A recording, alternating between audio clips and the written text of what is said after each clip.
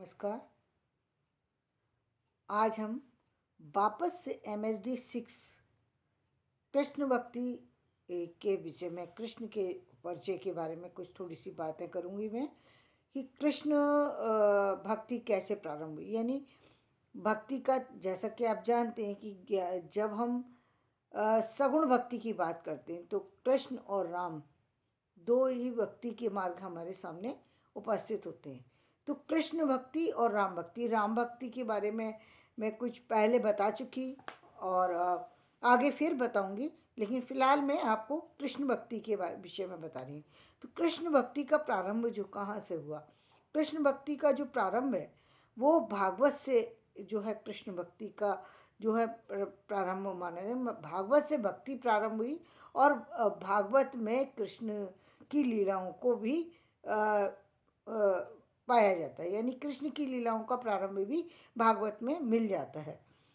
और इसके बाद हम जब देखते हैं तो इसके बाद हम इसका आगे चल के जब हम इसका दूसरा रूप देखते हैं तो वो पुराणों में हमें कृष्ण का मानवीकरण रूप हमें दिखाई देता है। इसके साथ साथ हमें जयदेव के ग्रंथों में और अष्टाध्यायी वगैरह में हमको जो कृष्ण लीलाओं के विषय में पता लगता है। छापी कवियों की जो रचनाएं, उसके माध्यम से हमें भक्ति साहित्य की के विषय में ज्ञान प्राप्त होता है। साथ ही साथ हमें आलवार संतों के बारे विषय में, और जो बंगाल के चैतन्य हैं, चंडी दास हैं, और असम के जो शंकर देव आदि हैं, उनके बारे में भी पता लगता है कि किस तरीके से कृष्ण भक्ति साहित्य पर इन लोगों ने अपना अपनी अपनी जो है लेखनी का को चलाया और कृष्ण के स्वरूप को और कृष्ण की भक्ति को साकार रूप दिया। जब हम देखते हैं कृष्ण की लीलाओं में, तो कृष्ण की लीलाओं में एक विशेषता क्या दिखाई देती है? एक तो विशेषता ये दिखाई देती है, कृष्ण का जो हमें रूप दिखाई देता है, वो कृष्ण का रूप जो है वो भगवान का रूप कम है। वहाँ पर हम यदि हम देखें तो भगवान से ज़्यादा उनके अंदर जो यथार्थ सामाजिक गुण जो है हमें दिखाई देते हैं। भगवान तो मानते हैं, वो दूसरे रूप में हम मानते हैं, लेकिन जो उनके जो कार्य उन्होंने किए, जो सामाजिक चीज़ें उन्होंने की, वो सारी चीज़ें जीवन की उन चीज़ों से जोड़ती हैं जो कि यथार्थ से जुड़ी हैं, जीवन की कठिनाइयों से जुड़ी है। कृष्ण का चरित्र एक ऐसा है जो जीवन की अनेकों कठिनाइयों से आपको ऊपर ले जाता है, जहाँ पर हमें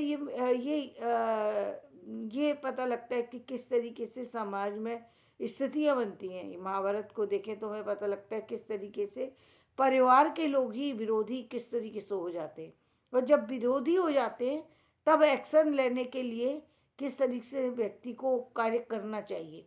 यदि आप एक संपूर्ण नज़र से अपनी अपनी अपनी पूरी दृष्टि को फैला करके जब यदि आप देखने की समग्र दृष्टि से यदि आप उस कृष्ण के स्वरूप को जानने की कोशिश करेंगे तो आपको मालूम पड़ेगा कि उसमें एक परिवार की रचना को दिखाया गया है कि परिवार कैसा होता है, परिवार किस तरीके से परिवार में विभाजित हो जाता है, परिवार की कौन से चीज़ें होती हैं जो परिवार के लोगों को एक दूसरे से अलग कर देती हैं, कौन सी चीज़ें होती हैं जो परिवार को जोड़ देती हैं, कौन सी चीज़ें होती हैं जिनसे परिवार का विनाश होता है, कौन सी चीज़ें होती हैं जिससे हमारे परिवार का उत्थान हो सकता है, कौन क्या क्या सारी चीज़ें होते हुए भी लोग किस तरीके से चीज़ें समाप्त हो जाती हैं।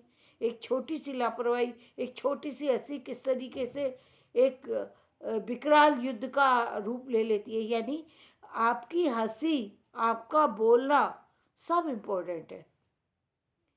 हंसी ये बताती है, महाभारत की हंसी ये बताती है कि आदमी का हंसना बोलना कितना महत्वपूर्ण होता है। द्रौपदी यदि दुर्योधन को देख करके हंसी नहीं होती तो शायद महाभारत नहीं होता। शायद दुर्योधन यदि पांडव जुआ न खेल रहे होते और शायद उनको दांव पर लगाने की आदत ना होती तो शायद द्रौपदी जो है वो उनको दांव पर ना लगाते। लेकिन क्योंकि उनको लत थी जीतने की, और जीतने की भी लत किसकी? गलत चीज की।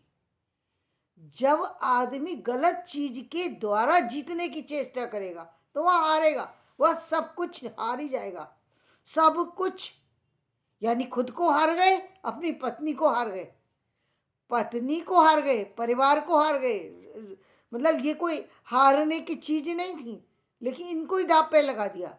यदि कहते हैं जब विनाश काले विपरीत बुद्धि, और ये विनाश तो होना ही है जब आप गलत चीज में, जुए में, सट्टे में, शराब में, सब में आप जुड़े हुए हैं तो आपका विनाश होगा। महाभारत आपको वही सारी चीजें दिखाती है कि किस तरीके से व्यक्ति एक ही पल के अंदर विनाश के लिए प्राप्त हो जाता है। किस चीज के लिए गए? सब सारी चीजें लगा दी दाव पर, कोई वो नहीं है। शुरू से लेके लास्ट तक महाभारत ये बताते हैं कि जब किसी भी चीज की अति हो जाएगी, जब परिवार के अंदर इतनी बुराइयां आ जाएंगी जो समाप्त होने की स्थिति नहीं होगी, तब तब युद्ध होंगे, हुए थे, होंगे। बस बात यह कि महाभारत तो एक उदाहरण है जिसके द्वारा ये प्रस्तुत किया गया है कि समाज में ऐसा होता है।